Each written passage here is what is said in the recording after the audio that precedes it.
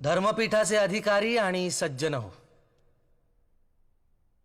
मी आज इथे बोलणार आहे, परंतु माझे उद्गार माझी शिक्षा कमी करण्याचा यत्न आहे असं कृपा करून समजू नये.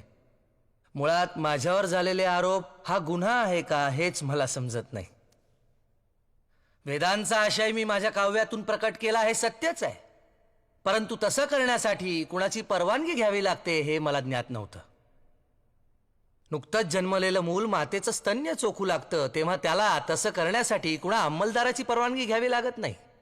तसंच आणि त्याच निरागसपणे मी वेदांचा अमृतानुभव अंगीकारला आणि प्रसाद म्हणून मी सहजपणे तो वाटूनही टाकला. यात मी काही पाप केलं अशी माझी भावनाच नाही.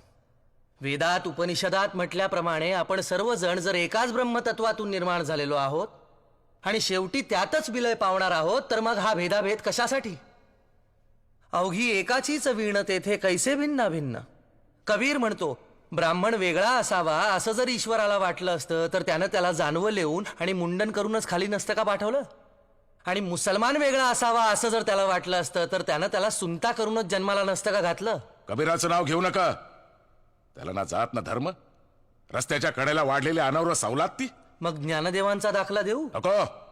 संन्याशाचं पोर ते. आश्चर्य आहे, ज्ञानदेवांना आणि त्यांच्या भावंडांना बहिष्कृत न करण्याच्या बदल्यात तुम्ही त्यांच्या माता पित्यांना जलसमाधी घ्यायला लावलीत आणि तरीही त्यांच्यावरचा संन्यासाचं पोर हा बट्टा जात नाही.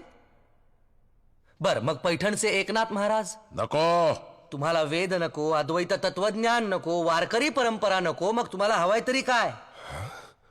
अहो, जिथे अंधार होता तिथे दिवे लावण्याचा आम्हाला अधिकार नाही असं तुम्ही म्हणता, तर मग तुम्ही दिवे लावायचे. आम्ही काय करावं हे तुम्ही सांगू नका. ज्ञान मिळवण्याचा अधिकार प्रत्येकाला आहे.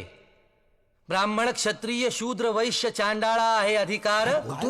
बाळे, नारी, नर आदी करोनी वेश्याही. वेश्याही? हो, वेश्याही. सर्वांना नामसंकीर्तन करण्याचा, परमेश्वराच्या जवळ जाण्याचा अधिकार आहेच. आणि ब्राह्मणांना शिष्य करून घेणे, त्यांच्याकडून पाया पडून घेणे? वारकरी संप्रदायात सगळेच एकमेकांच्या पाया पडतात. माऊली म्हणतात, समोरच्या माणसात असलेल्या देवत्वाला तो नमस्कार असतो. आणि मी आजवर कोणालाही शिष्य करून घेतलेलं नाही. शिष्य करणं, मठ स्थापन करणं, व्यापारी वृत्तीनं शोषण करणं ही या मंबाजी सारख्यांची कामं.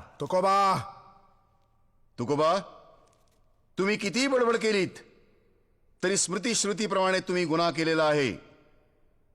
या गुन्ह्याची शिक्षा काय आहे तुम्हाला माहितीये? स्मृती ग्रंथात सावकारी करणाऱ्या, सेवा करणाऱ्या, शेती करणाऱ्या ब्राह्मणांना शूद्र म्हटलंय. हेही तुम्हाला ठाऊक असेलच.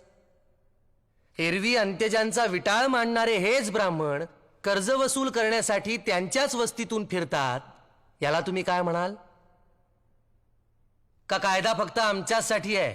तू गरजेपेक्षा जास्त बोलतोयस. सत्या मामनी नव्हे गबाळाचे धनी, देतो तीक्ष्ण उत्तरे पुढे व्हावयासी बरे. धर्मशास्त्राच्या आदेशाचा तू अपमान केलेला आहेस. या कायद्यावरही एक न्याय आहे, ईश्वरी न्याय. या धर्मपीठावरही एक पीठ आहे ज्याची योजना तुम्ही अवेरताय.